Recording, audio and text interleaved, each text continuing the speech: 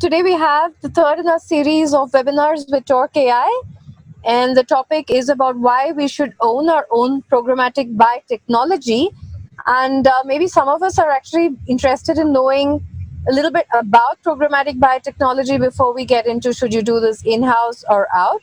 And as always, our speakers today bring a lot of fresh insights into this. And I'm really happy to introduce Prashant Dixit and Raghavendra Agarwala of Talk AI. And with that, I'm going to hand over the floor to Prashant. Thank you, Jessie.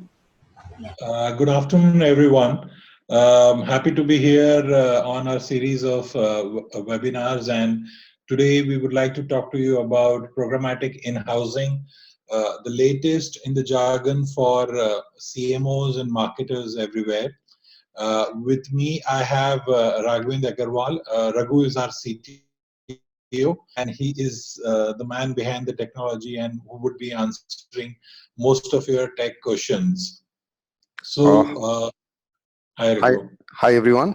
Welcome to this webinar. Hope we'll have a very interesting session today. I look forward for your questions. Yeah. Moving on, we would today talk about programmatic in-housing, explain what the concept is, and some of the key reasons which we see today and which are still evolving, and why you should bring it in-house, and also talk about the challenges that are being faced. Firstly, would like to say bringing programmatic in-house is a tough choice. As a marketer, where you have been doing multiple advertising mediums and working with partners and agencies, in the last 8 to 10 years, digital has evolved from a merely RO-based activity to a more buying science is being used. I'm using the term buying science because there's a whole lot of inputs being given into how you want to buy, where you want to buy. But that has also been more of a partnered effort with agencies and multiple partners in the pipeline. But today, as you already see, US is seeing a 75% of digital buying happening over programmatic. India is also growing really fast. Programmatic, as per a Boston consultancy group and Nielsen report, there is a 41% penetration among advertisers for buying on programmatic. Now, with that, where marketers are seeing a whole lot of spends happening on digital and a large chunk of that growing on programmatic, the next step level question was, should we not bring it in-house, where the decision making and the intelligence is sitting in-house with brands? The next question was that only the technology is sitting outside, and why can't we get the technology inside? And that kind of cuts down on decision making and execution timelines. So, what is programmatic in-housing? We have two set of definitions, or rather understanding, that we are showcasing here. In terms of how we look at it at TorcAI, it's an end-to-end programmatic where you own the tech stack. The brand today owns the tech stack. They run all their programmatic buy operations in-house. This would mean whether they are on a private marketplace basis, whether they are running remarketing campaigns, everything the operations are being done in-house. They are using exchanges, SSPs, and multiple aggregated supplies where these campaigns are going running. And the in-house tech and operational capabilities are aligned to the CMO's KPIs. At the end, all of the CMO and the CMO's KPIs are the one driving these, and all of these capabilities should align in-house. And the data science personnel or the analytics team working on this, as well as the customer experience and CRM, also extends their business knowledge to the media buying. So there's a cooperation among these teams, and they work together. How IAB, the Interactive Advertising Bureau, talks about is that programmatic in-house, they've recently launched a very detailed report in May this year. It's available online, or you can write to us. We can share that report with you. It mostly talks about getting the programmatic buy operations to be done in-house. And it also talks about the hybrid and pure models. And it's still evolving. Hybrid models are where some parts of decision making happens and some vendors are being used. Pure models are where the marketers is owning the tech stack. Moving on, this is what programmatic in-housing is all about, and how do you build it, the blocks in it.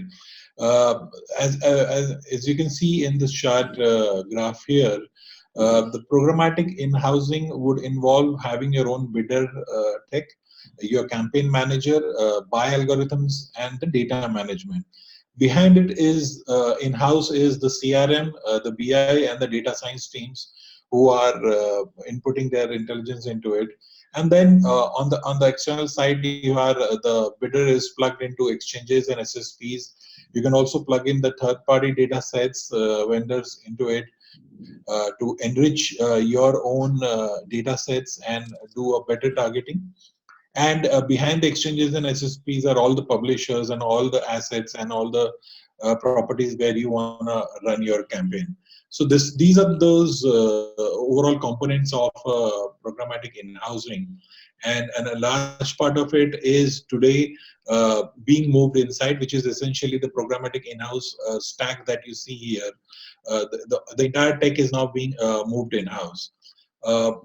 Moving on, talking about the reasons behind is, I'll let Raghu walk you through the different perspective and reasons for it. Right. So there could be a lot of reasons to move programmatic in-house. However, we wanted to break it down into how CXO personnel would look at it. So let's start from right. So typically a CFO would become interested in getting programmatic in-house when they see your overall cost reduction in the operation. So what we see is that if you get programmatic buying in-house, you can look at a drop of up to 50%. And I mean, it could vary between 30 to 70, 80, whatever that is, but it definitely comes down to a very, very significant number. A typical CFO would look at a change if he can or she can see a number of about 30% odd. Sustainable spends and ROIs. So today what's happening is, when you talk about programmatic buying, you start comparing it with performance. You try to compare it with brand. You try to compare it with emails, and there are a lot of things. However, what happens is, when you look at pure play buying scenario, you have to understand the mechanisms behind it and what exactly are you buying. You can build value once you have bought it, and you can do vice versa as well. But when you look at buying as a core proposition, that is the point when you can start figuring out your ROIs in a much better and much clearer way. Now, a CFO also needs to understand that there are a lot of frauds happening today. So 50% of internet traffic is today is bought. We work with we work with a lot of publishers, and we see that 30 to 50% of users coming in or unique cookies that are getting dropped are actually bought cookies.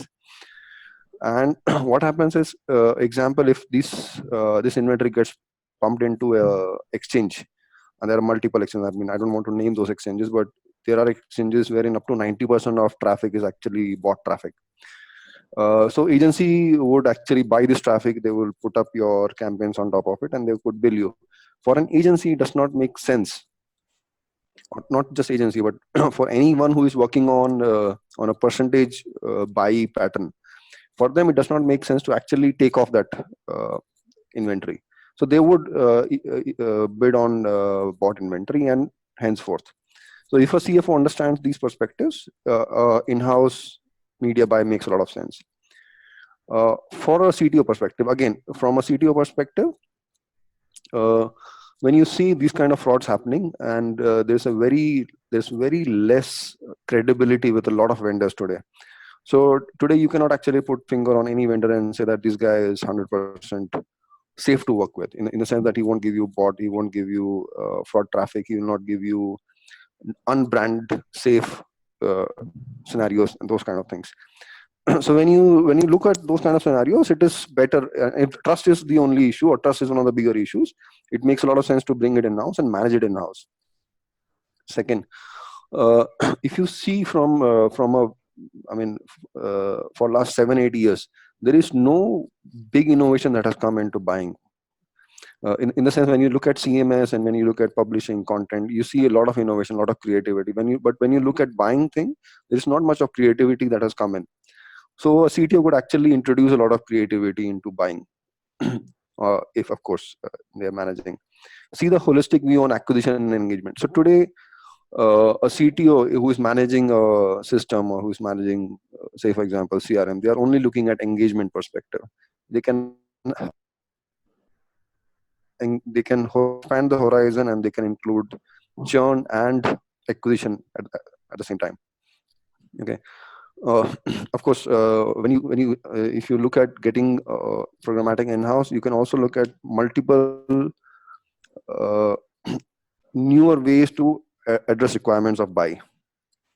Yeah, this is from CTO perspective. CMO. Now we have been in this for like 4 or 5 years now, and what I increasingly see is that a CMO is sitting in front of us, and their digital team is sitting in front of us, and it becomes at I mean, there are points when it becomes almost impossible for those guys to grasp the technology, and then of course they jump to affiliates and they jump to CPS models and all those things. So the only reason today a brand or a CMO talks about CPS is that they don't want to get into tech part at all. And so that's a bigger problem, and of course other problems associated with that. Second big problem that I see with CMOs is that CMO for buying has to work with a lot of vendors. I mean, they will need to work with agency, they'll need to work with platforms. Every platform gives a different number. So for, say for example, an advertiser, if they want to understand, okay, how many users are coming and so on and so forth, I mean, it becomes almost impossible for them to understand or get a real sense of numbers. Second is honesty. I mean, there could be, so I can give you a scenario wherein you say that, okay, I can get this traffic at $10 CPM, $5 CPM, $2 CPM, and 50-cent CPM. Same thing with audience. You can get same audience in $4, $2, $1, 20 cents, maybe 50 cents. So why is there so much of difference between rates of different vendors? So there's a certain level of ROI or a certain level of transparency that is required for a CMO, which of course it's really hard to get, and most of the times they don't get. So today, in last 2 years, if you pick up newspapers or if you see articles, there have been ample number of reports on frauds. And of course, I mean, fraud gives a very bad name to the whole ecosystem, but finally is a CMO who is actually getting screwed up. CEO, and I think one of the toughest places to be at. The one thing that CEO would get is accountability. I mean, if you have programmatic in-house, you get a consolidated stack of accountability. You can understand, okay, these are the frauds, these are what do you say, ecosystem problems, these are vendor problems. So if all those things are there in open, you can of course deal with that. And when you get all these things in-house, you get a control on top of all those things. One of the big issues is, especially in today's world, when buying a user or buying attention of a user is a very tough commodity. You really need to innovate on everything, on creativity, on content, on buying mechanisms, on reach, everything. So if you get all these things in-house, you have innovation in place. And of course, innovation is something that will get you there. So these are 4 perspectives. If these 4 things are aligned, you have a very good chance of getting this programmatic in-house. Yeah. So how do you? So this is about data. So typically for a brand advertiser, you can look at 3 data sources. One is CRM. CRM is something for your own customer base. You have their PIIs, you have what kind of subscriptions they have, or product they have subscribed to, or product they have bought, things of that nature. Once you have buying in-house, you can also get a lot of this data via RTB streams, and you can get a lot of this data by third-party sources. Now, if you see from an ad tech perspective, ad tech works on cookies and device IDs, so on and so forth. CRM works on their own ID system. So these two worlds, they don't talk to each other. However, when you're actually in that buying process, you can overlap these 2 data sources on top of each other, and that's when you actually club these 2 data sources and and this data becomes usable. So once you have a combined data set, you can use it for prospecting. You can use it for retargeting from a buy perspective, and internally you can use this data for defining user life cycles, customer engagement thresholds, so on and so forth. So once you have one data set, you can use the same data set for buying and for CRM perspectives.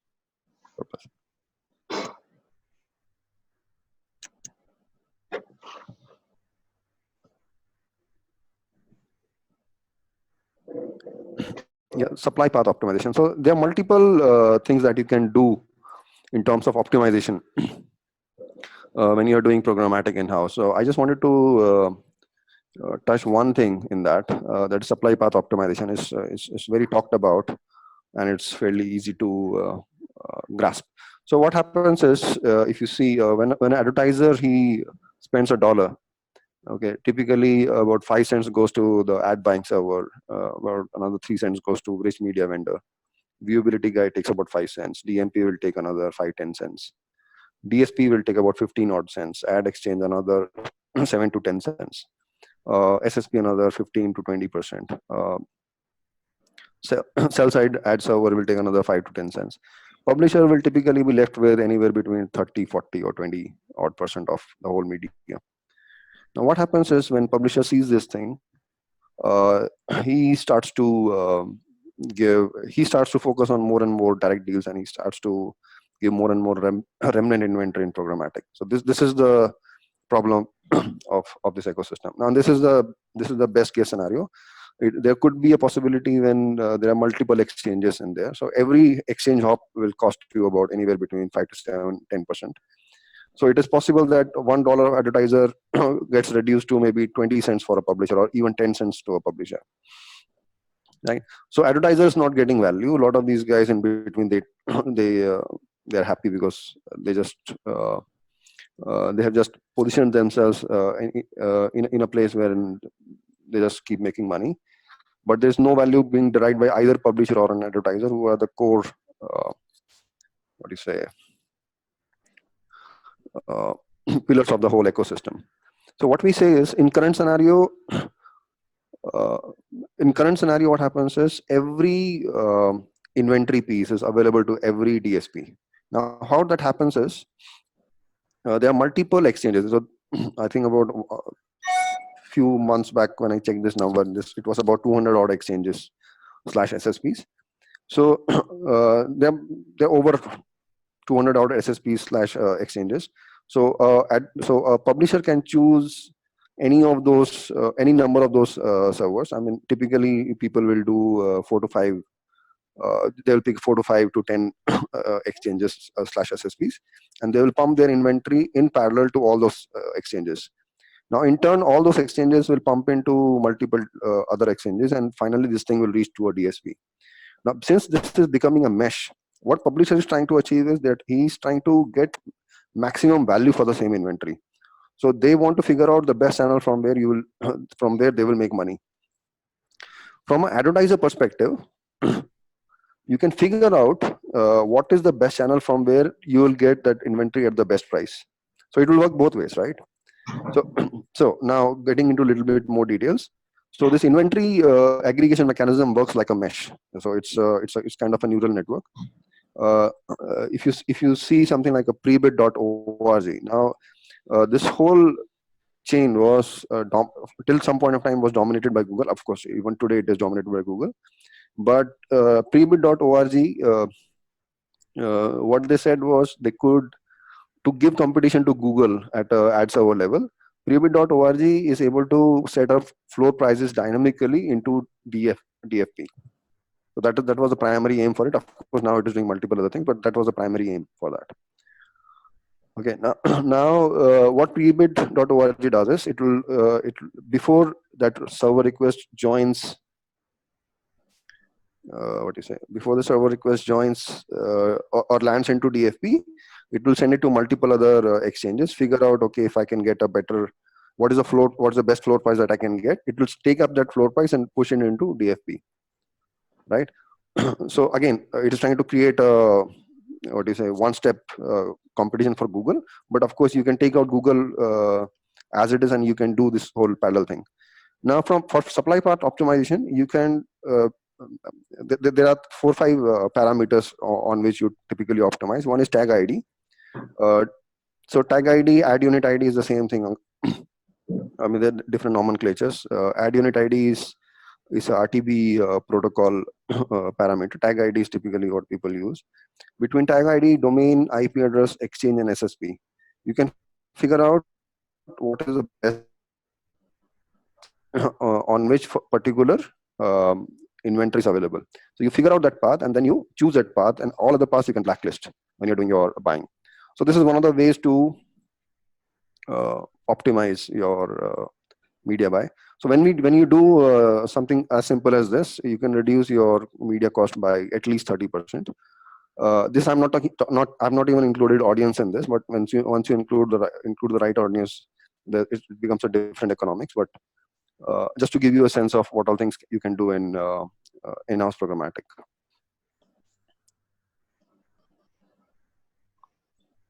Enables intelligent buying. So like if you see SPO is one of the mechanisms. Data activations, you can, so once you do media buying, you can do deep analytics on audiences, on inventory. You can do micro segments as well for engagement, for retargeting, those kind of things. You can do your custom dashboards. So if you see dashboards of standard DSP panels, they have very standardized. Okay, so this is the SSP that has given you this kind of inventory, and this is the CPM. But if you do this thing in-house, you can actually do a much more integrated buy. So we worked with a gaming company, and we did buys for them. We didn't do a full ad stack for them, but so it was fairly integrated in nature. So what we did was we were actually getting their events, and on those events we were making segments, and segments were getting targeted, and then again they were getting retargeted, and we were able to combine these two. We were able to combine CRM data and RTB data and do engagement based metrics. So you can do all those kind of metrics, and once you do what do you say, a little bit more complex metrics in terms of buying, you can see an incremental impact on that fairly in a short period of time. Now, typical when you do CPM buys, you talk about CPM, you talk about CPC, viewability, bounce, reach. These are some standard metrics on programmatic, and these are something that you can always do it in-house in a much better way.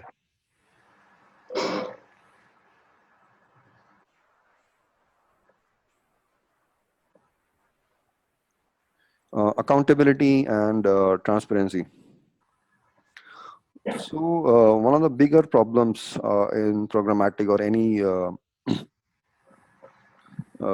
ad tech system is that there's a huge lack of accountability. So even when GDPR came in, there was a lot of hue and cry about now what's going to happen and how we are going to handle this and those kind of things. A lot of people actually shut down their shops in Europe and other places. Now, point is, when you get this this kind of tech stack in house, you understand what kind of metrics you need to work with. So you can sign up your partners accordingly, and you can put right checks and balances. When you talk about GDPR, when you talk about user privacy, COPA, and those kind of things, and specifically brand safety, you can control the process at that level. See, understand one thing: when this buying process is outsourced on a percentage revenue share or a percentage buy share, people actually don't have incentives to do these kind of cutoffs. But when you're doing these kind of things in-house, you can actually do these kind of operations. Internal resources are much more focused on revenue and profitability to attain brand KPIs. Again, this is something that happens because everything becomes so damn transparent. You know what domains you are bidding on. You know what kind of bid prices you are putting up. You know what kind of audiences you are putting up. You know what your engagement metrics are, and you know exactly how to buy. And you can do very, very strict KPIs, and you can attain a scale. Of course, there are a lot of tricks and techniques to attaining scale, but it is still doable.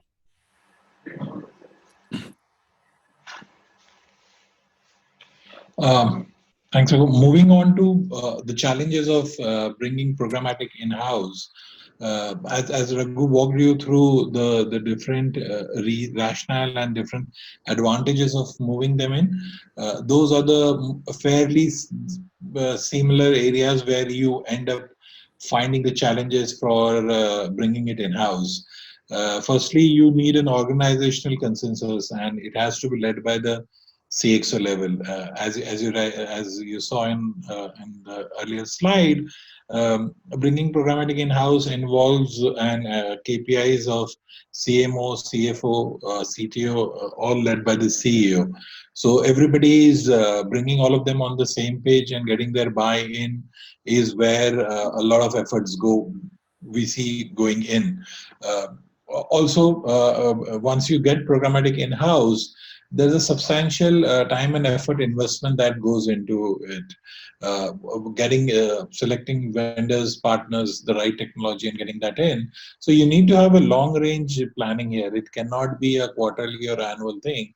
The organization and the CMO needs to drive a long-term plan of how they see it coming in-house and the execution of it, and then over a period you start seeing the returns on it.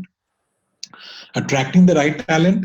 Today, the agency ecosystem is, I can say, blessed with enough and more talent who can drive it. Their learning is great there.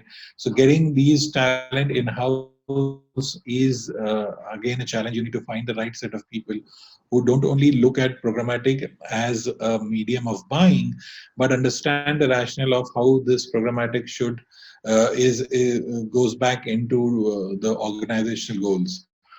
Selecting the right technology. There are multiple sets of technology, whether you are buying the stack from an existing technology company or you are commissioning it to be built in-house or through a partner. You need to select the right set of technology there and have it tested in the right way that it matches your goals.